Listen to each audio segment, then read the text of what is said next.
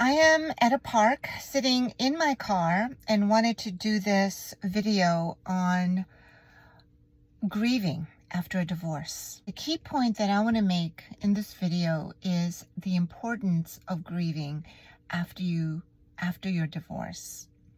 And that makes sense, right? Because your marriage is one of the most significant relationship you're going to have in your lifetime.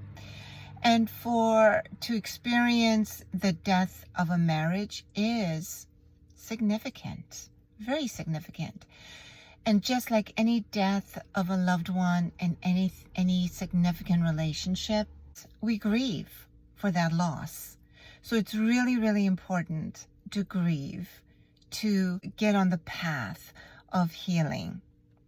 So just like the stages of grieving, you're going to go through denial, anger, there's going to be bargaining or negotiations, and then extreme sadness and depression, and then finally acceptance.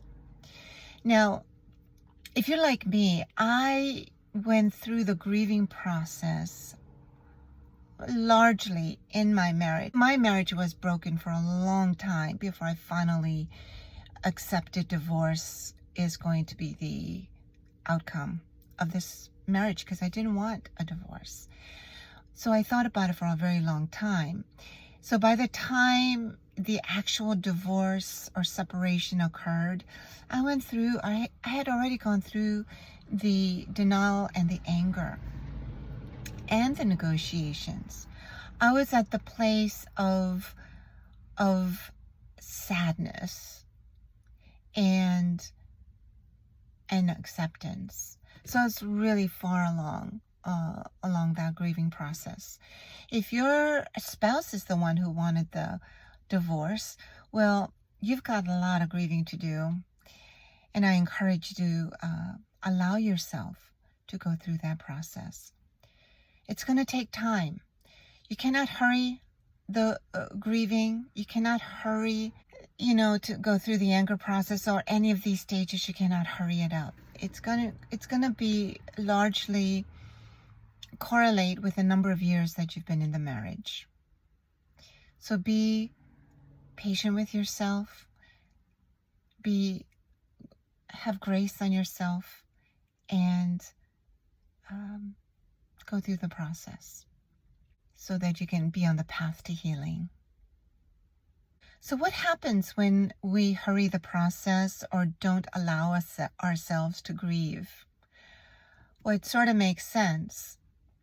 If you meet someone during the period of denial or anger, guess what you're going to bring into the next relationship? You're going to bring denial and anger into that relationship. Do you think you're going to bring your best self into that next relationship? I doubt it. And this is where the term baggage comes into play.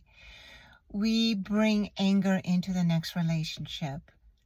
We deny the reality and truth of situations, because we haven't gone through the introspection and coming to terms with all of the emotions that we're going to be experiencing post-divorce.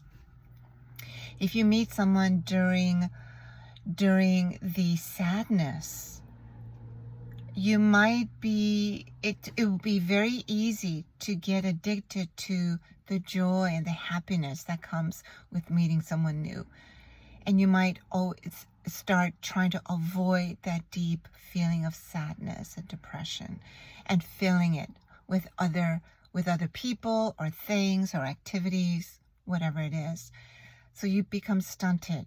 You don't really fully heal or come to accept what you are to learn from this experience. And then when you finally come to the place of acceptance, it's going to be a wonderful place to be, because you will have in your heart come to that place where now you're ready to move forward. And when you're at that place, it's amazing what happens. Things naturally come into your life, your next step, the next person that you might really enjoy and start be able to build a life with, that person will come into play.